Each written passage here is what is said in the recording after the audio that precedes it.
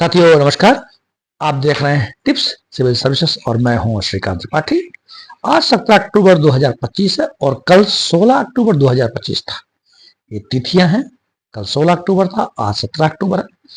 लेकिन कुछ तिथियां ऐसी होती हैं जो कि मील का पत्थर बन जाती हैं और हमें अपने दायित्वों का बोध कराती हैं। आज उन्हीं दायित्वों के बोध के तहत हम चर्चा करेंगे। 16 अक्टूबर को विश्व खाद्य दिवस मनाया जाता है और 17 अक्टूबर को अंतर्राष्ट्रीय गरीबी उन्मूलन दिवस मनाया जाता है। ये दोनों एक दूसरे से कनेक्टेड है। गरीबी और भुखमरी, 16 अक्टूबर को विश्व खाद्य दिवस, ताकि दुनिया से भुखमरी को, जो हंगर्स है, उसको दूर किया जा सके। और 17 अक्टूबर को अंतर्राष्ट्रीय गरीबी उन्मूलन दिवस, ताकि दुनिया से गरीबी, पॉवर्टी को खत्म किया जा सके। ये दोनों जो उद्देश्य हैं, गरीबी को खत्म करना और भुखमरी को खत्म करना, ये जो हमारे सतत विकास लक्ष्य हैं, सस्टेनेबल डेवलपमेंट गोल हैं, एसडीजी हैं, 17 गोल हैं, 17 लक्ष्य हैं, जिन्हें हमें 2030 तक पूरा करना है। तो पहला और दूसरा, एसडीजी नंबर फर्स्ट और एसडीजी नंबर सेकंड, दोनों गरीबी और भुखमरी को दूर करने से है। SDG number first, no poverty, SDG number second, no hunger. तो आज हम चर्चा करेंगे कि विश्व खाद्य दिवस कब से प्रारंभ हुआ, इसका उद्देश्य क्या है, दुनिया की सरकारें, दुनिया के लोग इसके लिए क्या करते हैं, और इसी तारतम्य में ये गरीबी उन्मूलन के जो हमारे प्रयास चल रहे हैं और ये इसके इन क्षेत्रों में जो भी हमारे कार्यक्रम हैं उनकी हम चर्चा करेंगे। तो 16 अक्टूबर को विश्व खाद्य दिवस इसलिए मनाया जाता है कि 16 अक्टूबर 1945 को एक संगठन की स्थापना की गई जिसे FAO कहा जाता है, फूड एग्रीकल्चर ऑर्गेनाइजेशन कहा जाता है। फूड मतलब खाद्यान्न, एग्रीकल्चर माने कृषि, और मतलब ऑर्गेनाइजेशन खाद्य कृषि संगठन, जिसका मुख्यालय रोम इटली में है। द्वितीय विश्व युद्ध 1945 में जब खत्म हुआ तो दुनिया के देशों की हालत बड़ी खस्ता थी, गरीबी और भुखमरी की स्थिति थी, खाद्यान्न की बेहद कमी थी, लोग भूखे थे, उत्पादन भी कम था, तेल और जो आवश्यक सामग्रियां हैं, आवश्यक रोजमर्रा की चीजें हैं, वो भी कम था। इसलिए 16 अक्टूबर 1945 को फूड एग्रीकल्चर ऑर्गेनाइजेशन की स्थापना की गई। 1979 में यह निर्णय लिया गया कि दुनिया में खाद्यान्न को बढ़ाने के लिए, खाद्यान्न के क्षेत्र में आत्मनिर्भर होने के लिए और कुपोषण को दूर करने के लिए, लोगों को स्वस्थ रखने के लिए विश्व खाद्य दिवस मनाया जाए। 16 अक्टूबर को इसलिए रखा गया क्योंकि इस दिन FAO की स्थापना की गई। इसलिए पूरी दुनिया में विश्व खाद्य सुरक्षा मिशन चल रहे हैं। विश्व खाद्य, भारत में भी खाद्य सुरक्षा और मानक प्राधिकरण बनाया गया और खाद्य सुरक्षा अधिनियम 2013 लेके आया गया। वास्तव में जो ये विश्व खाद्य दिवस है, ये उससे भी प्रेरित है जो हमारा 1948 में मानवाधिकार का जो यूनिवर्सल डिक्लेरेशन लेके आए गए थे, सार्वभौमिक घोषणा पत्र 10 दिसंबर 1948 को ह्यूमन राइट्स के संबंध में था, जिसमें कहा गया था कि भोजन जो है ये व्यक्ति का मौलिक अधिकार है, भोजन सबको मिलना चाहिए। तो जो यूनिवर्सल डिक्लेरेशन 10 दिसंबर 1948 में आया था, उसकी जो धारा 25 है, तो भोजन के अधिकार को फंडामेंटल राइट माना गया।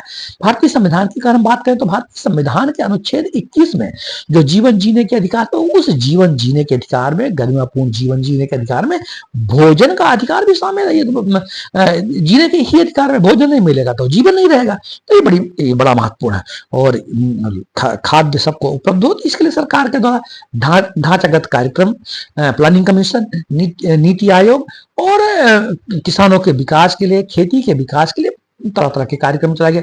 फर्स्ट प्लानिंग कमीशन में कृषि को महत्व दिया गया और इसके बाद तमाम डैम बनाए गए, बड़े बड़े बांध की स्थापना की ताकि सिंचाई की सुविधाएं बढ़ सके, किसानों में संपन्नता आ सके और ढांचे का सुधार लाने के लिए संसाधन का विकास किया गया और भूमि सुधार कानून लाए गए, चकबंदी कानून लाए गए, किसानों के लिए किसान विकास केंद्र लाए गए, किसान सम्मान निधि लाई गई, किसान संपदा योजना लेके आई गई और खेतों में अच्छी फसल हो सके, पर्याप्त फसल हो सके, उसके लिए उन्नत बीज लेके आए गए।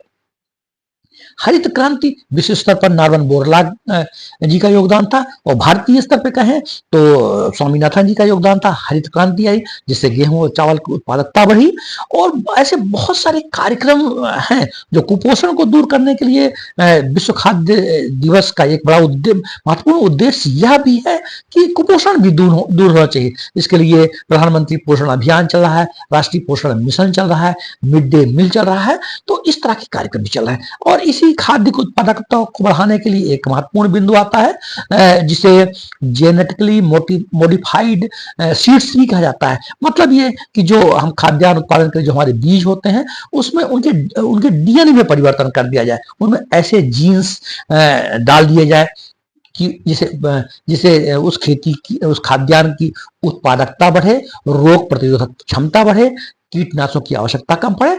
यद्यपि इसके लिए अभी कोई मानक कानून नहीं बना गया है, मात्र बीटी कॉटन को जीएम में लाया गया, बैगन को लाया गया। अभी इसमें कई बार कोर्टों के भी निर्देश हुए हैं। सुप्रीम कोर्ट के हाल ही में राजस्थान हाई कोर्ट ने भी इस बात को कहा है कि जो ये जेनेटिकली मॉडिफाइड जो सीड्स हैं, खाद्यान्न हैं, तो इसके लिए कोई मानक तय होना चाहिए। स्वास्थ्य पर, क्लाइमेट पर क्या इसके असर होंगे, ये भी जानना जरूरी है। क्योंकि नेचुरली किसी के जीन्स को मॉडिफाइड कर दिया जाए तो उसमें कुछ हो सकता है कि उसकी उत्पादकता में वृद्धि हो जाए, कीटनाशक के प्रति ज्यादा इम्यून हो जाए, लेकिन नेचर के खिलाफ भी हो सकता है, क्लाइमेट के खिलाफ भी हो सकता है। तो इसको लेकर के दिशा निर्देश होना चाहिए, मानक होना चाहिए, रेगुलेटरी एक्शन होना चाहिए।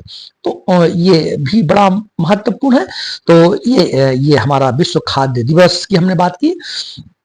और इसी तरह 17 अक्टूबर है, 17 अक्टूबर को अंतर्राष्ट्रीय गरीबी उन्मूलन, गरीबी को खत्म करने के लिए तमाम तरह की योजनाएं दुनिया में चल रही हैं। भारत में जो किसानों के विकास के लिए है, गरीबी देश की आज़ादी के पश्चात प्लानिंग कमीशन आया, इंडस्ट्रीज की स्थापना की, ये डैम बनाए गए, सिंचाई परियोजना, हाइड्रो इलेक्ट्रिक प्रोजेक्ट लेके आए, और गरीबी के लिए IRDP इंटीग्रेटेड डेवलपमेंट प्रोग्राम से लेकर के कौशल विकास के लिए, ट्राइशेम को लेकर के तमाम तरह की गरीबी को दूर करने के लिए PM जनधन योजना को हम ले लें, अंत्योदय योजना ले लें, गरीब कल्याण अन्न योजना को ले लें। गरीब कल्याण अन्न योजना बहुत बड़ी महत्वपूर्ण योजना है जिसमें गरीबों को मुफ्त राशन देने का भी प्रावधान है जो गरीबी रेखा से नीचे हैं। कोविड काल में इसको लॉन्च किया गया, अभी भी ये योजना चल रही है, तो इसकी बहुत बड़ी योजना है। इसके लिए PDS सिस्टम लेके आ गए, पब्लिक डिस्ट्रीब्यूशन सिस्टम लेके आ गया, सार्वजनिक वितरण प्रणाली लेके आया गया, ताकि सभी को आसानी से खाद्यान्न उपलब्ध हो सके, गरीबी को दूर किया सके। इसके बाद टारगेटेड PDS लेके आ गए, लक्षित ग्रुप बनाए गए कि जो विशेष ऐसे लक्षित समूह हैं जिनको खाद्यान्न ठीक से नहीं मिल पाता है, गरीब है, तो उनके लिए TPD targeted public distribution system लेके आया गया। और वर्तमान की स्थिति यह है कि खाद्यान्न की उत्पादकता बढ़े, और जो हमारे मिलेट्स हैं, मिलेट्स मतलब जो मोटे अनाज है, संयुक्त राष्ट्र संघ ने 2023 में मिलेट बर्ड्स घोषित किया गया। मोटे अनाजों को की उत्पादकता को बढ़ाने के लिए, लोगों के भोजन में शामिल करने के लिए, इवन यहाँ तक कि इसको सुपर फूड का दर्जा भी दिया गया। तो एक तो मिलेट का भी काम है, GM हमने जेनेटिकली मॉडिफाइड सीड्स की हमने बात कर लिया। इनकी आप कुछ कमियां हो सकती हैं, इनके ड्रॉबैक्स भी हो सकते हैं कि इसमें बड़े बड़े जो व्यापारी हैं उनकी अपनी मोनोपाली हो जाएगी, किसानों को बीज बड़े महंगे मिलेंगे, और ये जो GM सीड्स हैं इनमें कुछ क्लाइमेटिकली डिफेक्ट्स भी आ सकते हैं। तो ये 2-3 मुद्दे हैं जो 17 अक्टूबर और 16 अक्टूबर को विश्व खाद्य दिवस, और 17 अक्टूबर को अंतर्राष्ट्रीय गरीबी उन्मूलन दिवस। अंतर्राष्ट्रीय 17 अक्टूबर को मनाया जाता है कि 17 अक्टूबर में फ्रांस के ट्रेका डोरा, जहाँ की यूनिवर्सल डिक्लेरेशन 1948 में जहाँ लोगों ने हस्ताक्षर किया था, 1989 में पुनः उस स्थान पर लोग एकत्रित होकर गरीबी को खत्म करने के लिए, दुनिया से गरीबी खत्म हो, गरीबी का उन्मूलन हो, इसके लिए पुनः लोग एकत्रित हुए ताकि दुनिया के लोग अवेयर हों, सेल्फ डिपेंडेंट हों, गरीबी खत्म हो, लोगों को समान अवसर मिले, समानता का अवसर मिले, संसाधनों का समान वितरण हो।